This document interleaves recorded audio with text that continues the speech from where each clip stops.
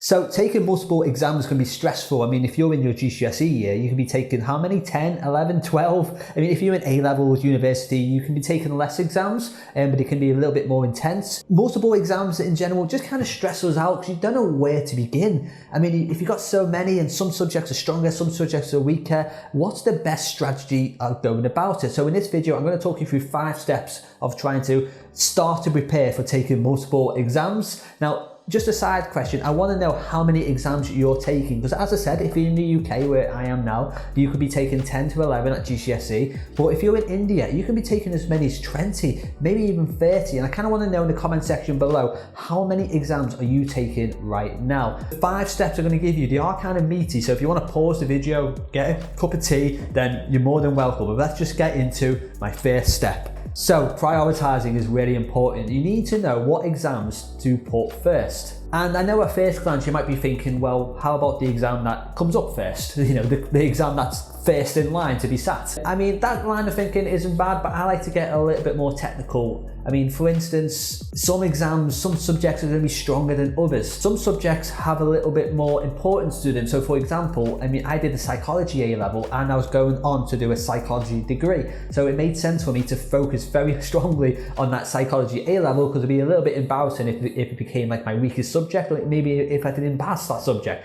I'm going to do it at university. I need it to be done well. This is the way I would approach it. So say, for example, I've got 3 A-levels. I've got, I don't know, psychology, and the first exam for that is in a week's time. And then I've got biology, which has an exam in 2 weeks, and I've got English, which has got an exam in 3 weeks. Let's say psychology is my strongest subject and it's coming up first. Then we've got biology, which is in 2 weeks, but it's my weakest subject. And then we've got English in 3 weeks, which is my sort of middle subject. How is the best way of going about that? And by the way, you probably want like a notepad and pen or something. Anyway, the way I would approach it, I would probably spend about 50% of my time on my biology exam, which is in 2 weeks, because it's my weakest. I want to start working on it now. If you're doing A-levels, for example, in this example I am, you want a healthy spread across your subjects because these are what are going to get you to university. So you want like a healthy spread of grades. So I would start working on biology now. I would probably spend about 50% of my time.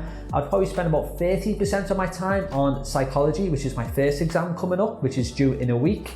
And so I'm still spending a huge amount of time on that exam, but it's my strongest, so I don't have to worry about it too much. And 20% on, you know what, maybe even less on my third exam. I mean, English, it's 3 weeks away.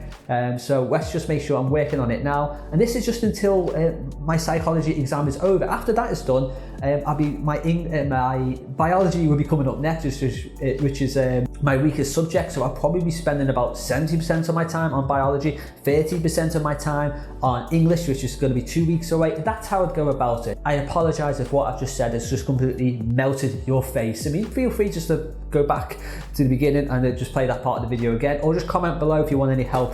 I'm happy to help you come up with a way of prioritizing your subjects and your exams, but the point of it is there, you know, you want to prioritize your weakest subjects or the exams that are coming up first, or ideally a bit of both, and you just want to split your time accordingly. So my next step is all about setting up a schedule. This is about finding out how much time you have to prepare for your exams. I mean, the best way to go about this, I think, is like with either like a diary. I've got mine here. I mean, I'm not even in education, but I still find a diary really useful. Or you can get like an academic calendar. I'll put a link somewhere, so if you buy one, I get a pretty penny. Let's say, for example, today is Monday and you've got an exam next Monday. You might be thinking, I can do a full day revision today, Tuesday, Wednesday, I can only do half a day, maybe the morning because I'm going out in the afternoon, and I've got Thursday full day revision, Friday full day revision.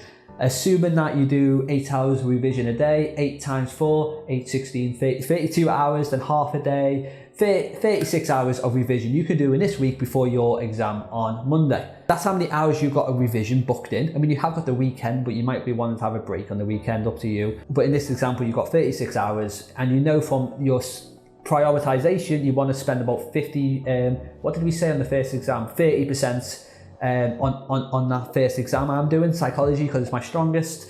So about 10 hours, 12 hours you're going to be spending this week working on that exam. which is, it's about 3 hours a day if you're doing Monday to Friday. And then there you have it. You have a schedule set up. You're going to do 3 hours a day on this exam that's coming up on Monday, and then you fit in the other subjects around your time. And that just gives you an idea. Now, some things to take into consideration when you've got like your academic wall calendar on the wall, or you've just got your diary like I have, you need to make sure that you are planning for anything else you might not think about. So not just exams, but have you got any coursework deadlines coming up? Have you got any social events coming up? Have you got like your nan's birthday coming up? Have you got that meal out with your family? Anything that's going to get in the way. What you don't want to do is think, oh, I've got Wednesday, I can revise all day long. You come crashing down to reality when you think, hang on, I've got to go out for a family meal. I need to be out the house by 4 p.m. or something like that. And you don't actually have as much time as you think. That's the most important part about setting a schedule, because then you're going to realize how much time do I actually have to study for these exams. Step 3 is all about planning the day, each and every day. This is about maximizing the time that you just worked out that you have to study for these exams coming up. So as I said in that example, you might realize that, okay, I've got an exam in a week's time, and the way I'm prioritizing things, I've got 3 hours a day, and what did I say? It was about 10 to 12 hours in a week I can study on this subject. Now, what you need to know is, what are your weak areas about this subject? Now, it's dead easy to know what's your strongest subject and what's your weakest subject at a glance. I always knew psychology was my strongest subject. I always knew biology was a little bit iffy. English was really difficult for me as well. So I kind of knew at a glance what was strong and what was weak, but I didn't quite know why. And to find out kind of specifically what is your weakest areas in a subject, what's probably good is to take a past paper. In fact, I've got a video on it, I'll put it up here. Taking a past paper is a great idea to figure out what are your weak areas, what are your strong areas as well, but mainly your weak areas, because you want to be able to list them. I think I say this in a video, you want to be able to list your weak areas. And you know what, sometimes your weak areas isn't subject knowledge, sometimes it's actually your exam technique. Sometimes, for me, it was like writing essays. Like, my hand would get so tired writing essays. So that was a skill that I worked on as part of my revision strategy. Planning your day is a big part of knowing what are your weak areas, listing them down, and then you're thinking, say for example, psychology. I know my weak areas is cognitive psychology, development psychology. These are just topics top of my head. And maybe I need to put some work in essay writing. I've worked out I've got 12 hours I can do in this week, so I might say, right, let's do 4 hours on each thing. Let's do 4 hours on cognitive, 4 hours on developmental, 4 hours on essay writing, spread across the week before my exam on Monday. That's just an example of how you can go about it. I mean, I could talk about this all day. If you've got any thoughts or any questions, put them below and I'm happy to help. But you want to be breaking down the day, so you're not just starting your day thinking, right, what should I do? You just want to be able to start each day knowing exactly what you need to be accomplishing by the end of the day, what exactly you need to be studying, and you want to be targeting those weak areas so you're maximizing every mark possible on that exam. As I said, any thoughts, comment down below, but let's get on to step number 4. You need to get everything in advance. So as I said, preparing what topics you're weak on is actually preparing in advance in itself. But what I mean more is, have you got everything you need to revise for these exams? Have you got all your textbooks? Have you got your notepad?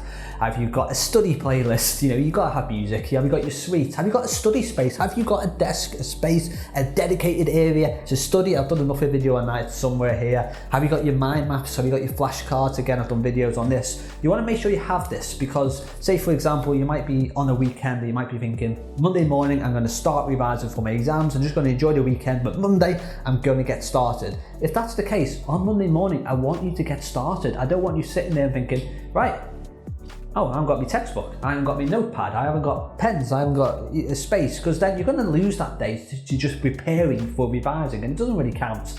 Okay, in my mind, if you are actually starting revision on a Monday, then the day before, the Sunday, you're getting everything you need to get yourself started. And then that's good, because you're spending the day getting into that mindset, getting into the mindset that tomorrow revision starts, the hard work starts. And that's an important step for me, is getting everything you need in advance and preparing yourself for the hard work and the grind ahead. And my final step is all about settling into a routine. Now, you could argue that this kind of makes sense almost in anything you do in life. Routines generally make things better, but student life tends to be long nights, zombie-like mornings. As a student, I used to always stay up like 3 in the morning playing FIFA and things like that. But The difficulty lies if you've got 9 AM exams. Now, not particularly one 9 AM exam, but it's more if you've got an afternoon exam or you've got an exam the next day. Because, if you don't sleep very well the night before an exam, adrenaline might take you through it. You might be able to survive on coffee, energy drinks, and get through that exam. I've done it. But then if you've got an afternoon exam straight after, you're going to struggle, and all that hard work you might have done might become undone because you're simply too tired. Your brain's not functioning right. So a routine is a way to manage this. And the most important part of the routine is your sleep-wake cycle. I'm going to do a video on this because there's too much to talk about in this video. But yeah, just make sure your sleep pattern is right, that you are waking up and going to sleep at appropriate times. But it's not just about sleep, it's also about getting into a good rhythm, building a momentum. Your first day of revising will tend to be your worst. Your brain will be sloggy, you kind of collate all the notes and all the information you've been learning across a year.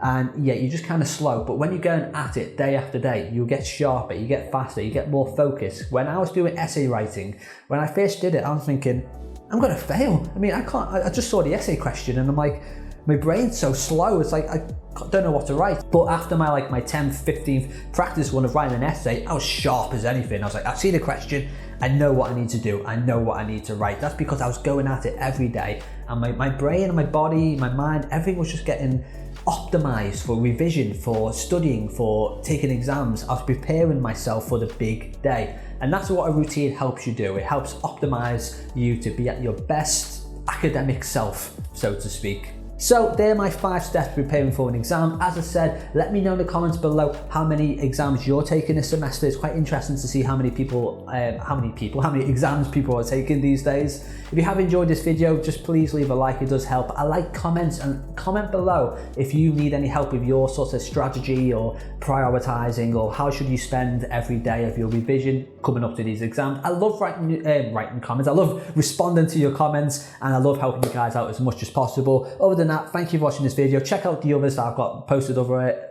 anywhere around my channel, and I hope to see you next time. My name's Joshua. Thank you for watching. Bye bye.